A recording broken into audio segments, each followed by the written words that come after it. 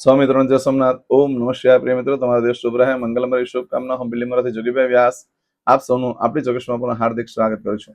મિત્રો, આજ રોજ જોઈશું આજનું શુભ પંચાંગ. આજે તારીખ છે 9/3/2026 ને સોમવાર, ફાગણ વદ છઠ તિથિ છે. આજે શ્રી એકનાથ છઠ તરીકે આજના દિવસને ઓળખવામાં આવે છે. આજે જે બાળકનો જન્મ થાય છે એની તિથિ ગણાય છે છઠ. આ છઠ તિથિ આજે 11:27 પૂર્ણ થઈ જશે. ત્યાર પછી જે બાળકનો જન્મ થાય એની સાતમ તિથિ ગણાશે. આજે જે બાળકનો જન્મ થાય છે નક્ષત્ર ગણાય છે વિશાખા. આ વિશાખા નક્ષત્ર આજે સાંજે 4:12 પૂર્ણ થઈ જાય છે. ત્યાર પછી જે બાળકનો જન્મ થાય એનું અનુરાધા નક્ષત્ર ગણાશે.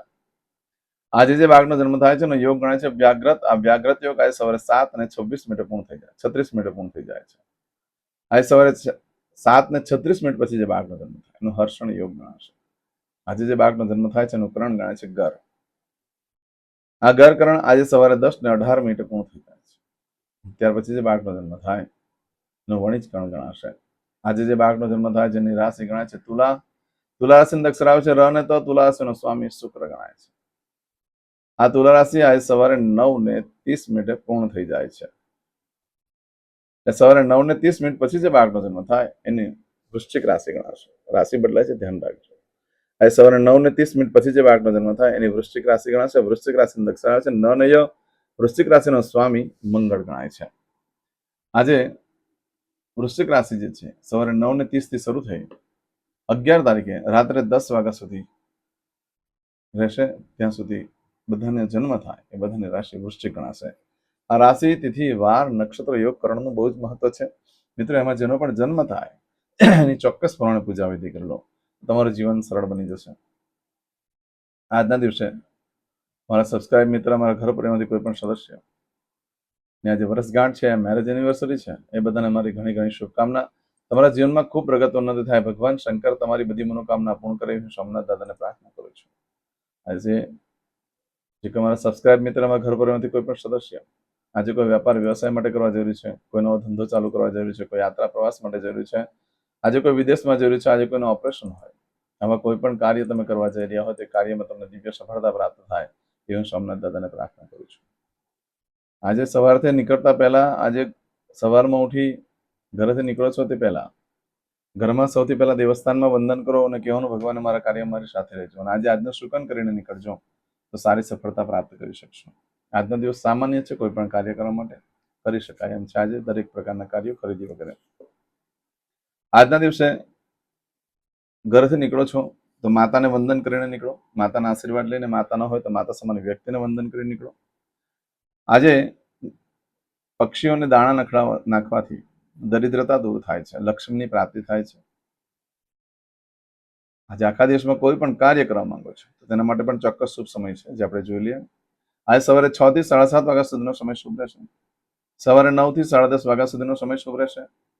એ જ રીતે આજે બપોરે 1:30 થી સાંજે 7:30 વાગ્યા સુધીનો સમય શુભ રહેશે. રાત્રે 10:30 થી રાત્રે 12 વાગ્યા સુધીનો સમય શુભ રહેશે.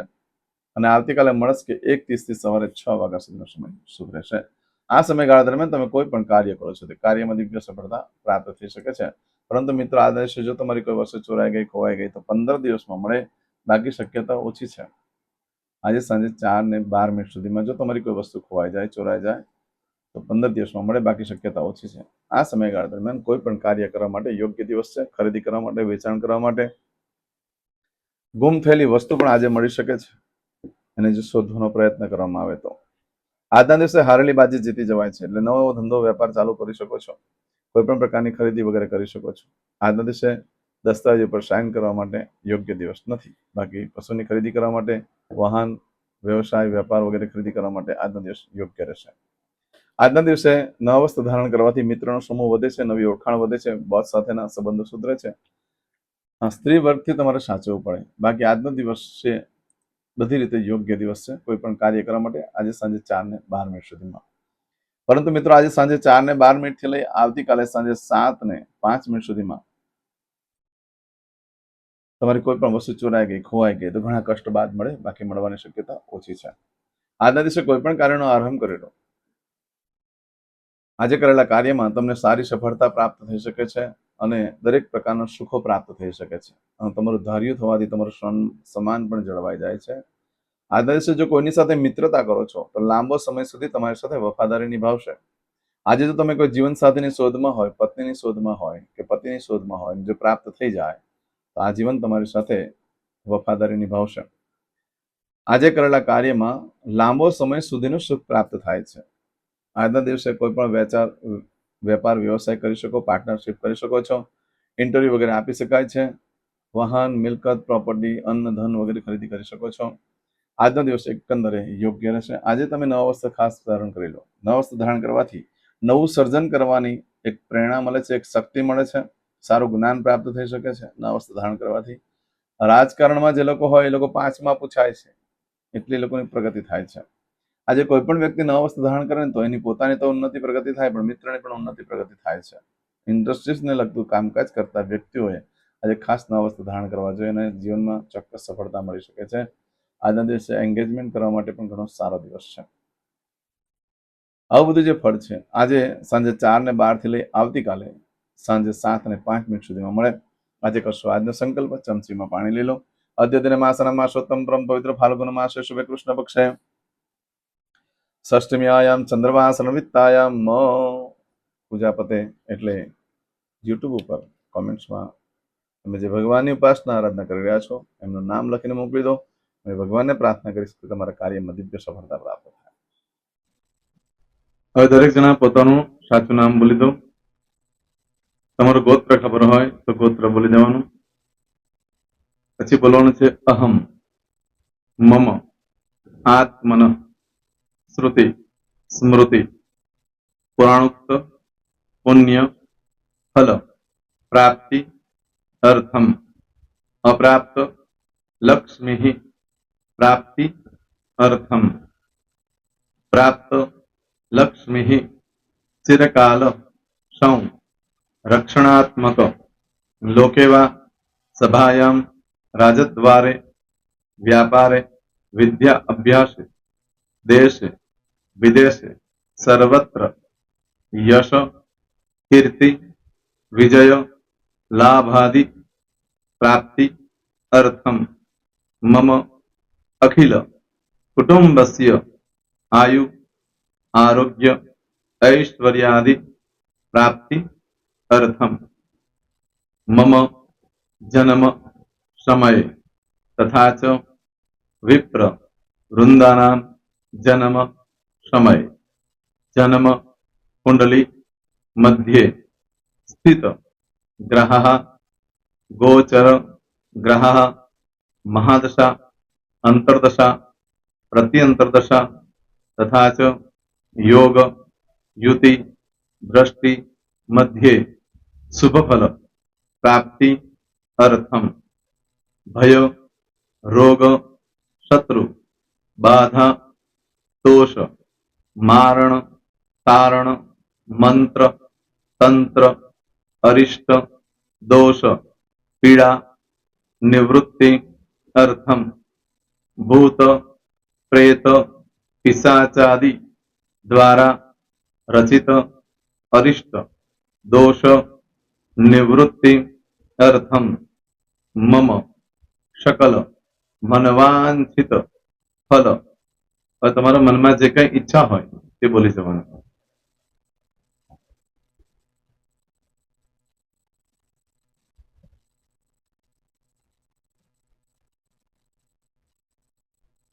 બોલવાનું અનુસારત સકલ મનવાંછિત ફલ પ્રાપ્તિ અર્થમ. હવે જે બરકતની પૂજા વાળા છે એ લોકો તો આ બધું બોલવાનું જ હોય છે, એ લોકો માટે કોઈ સ્પેશિયલ નથી. પણ જે લોકોએ હવે જે કહું છું તે લોકોએ જ બોલવાનું. જેના લગ્ન થઈ ગયા હોય એ લોકોએ બોલવાનું છે.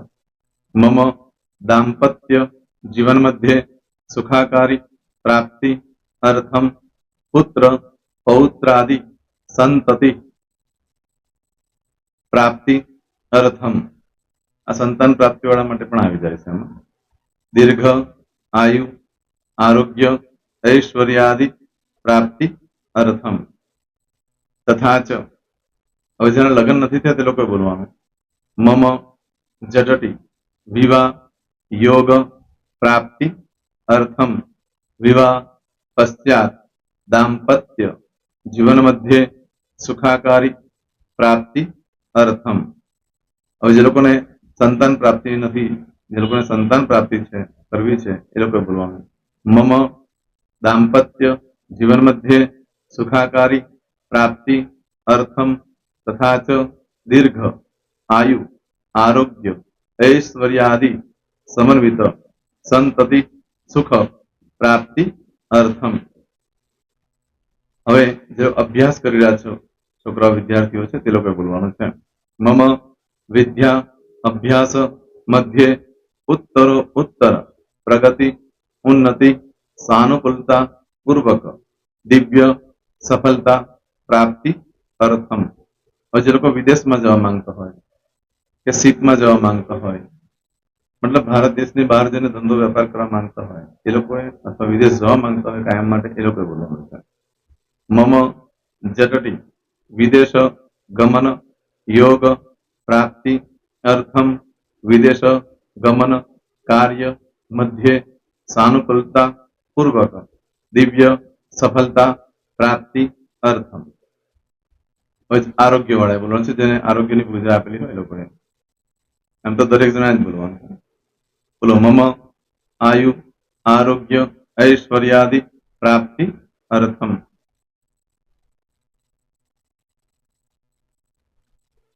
હવે દરેક જણા બોલવાનું સકલ મનવાંછિત ફલ પ્રાપ્તિ અર્થમ અદ્ય દિને પ્રધાન દેવતાનામ નિત્ય દિન અનુસાર્ધ પૂજન અર્ચન કર્મણિ અહમ કરીશ્યે. પાણીવાળી થાળીમાં પાણી મૂકી દેવાનું છે. હવે તમારી બધી પૂજા જે મેં આપેલી છે એ પૂજા થઈ જાય, અથવા તો તમે રોજ પૂજા કરતા છો, મારી પાસેથી નથી લઈ ગયા, એ પૂજા થઈ જાય પછી ફરી પાછી ચમચીમાં પાણી લેવાનું. અહીંયા વિડીયોને સ્ટોપ કરી દેવાનું. પૂજા પતે એટલે પાછું આગળનું કરવાનું છે. અહીંયા વિડીયો સ્ટોપ કરી દેવાનું અને પૂજા પતે એટલે બોલવાનું છે વિષ્ણવે વિષ્ણવે વિષ્ણવે નમો નમઃ વિષ્ણુ સ્મરણા સર્વમ પરિપૂર્ણ અસ્તુ. એતાની ગંધ પુષ્પ ધૂપ દીપ નૈવેદ્ય તામ્ર દક્ષિણા પ્રદક્ષિણા સહિત પ્રણુ મમ સકલ મનવાંછિત ફલ પ્રાપ્તિ અર્થમ પૂજન અર્ચન પ્રિયતાન નમમ. પાણી મૂકી દેવાનું, પાછું પાણી લેવાનું. પૂજન અર્ચન બ્રહ્માર્પણમસ્તુ. નીચે જમીન પર પાણી મૂકવું, એમાં આંગળી ઘસી કપાળમાં તિલક કરી દો. કપાળમાં જમીન પર પાણી મૂકવું છે એમાં.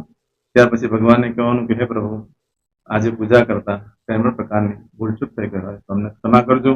અમે તમારા બાળક છીએ પ્રભુ, તમારો ખૂબ આભાર માનું છું. આજે મારી પાસે તમારી પૂજા કરાવી, મારી મનોકામના પૂર્ણ કરી. પ્રાર્થના કરી દો. જગ્યા પરથી ઉભા થઈ શ્રીનારાયણ ભગવાનને પાણી ચડાવી દો. નિત્ય કર્મ જે કરતા હોય તે. જય શ્રી. તમારો દિવસ શુભ રહે, તમે અને તમારો પરિવાર સુખી રહે, સંપન્ન રહે, સુરક્ષિત રહે, એ ભગવાન સોમનાથ દાદાને પ્રાર્થના.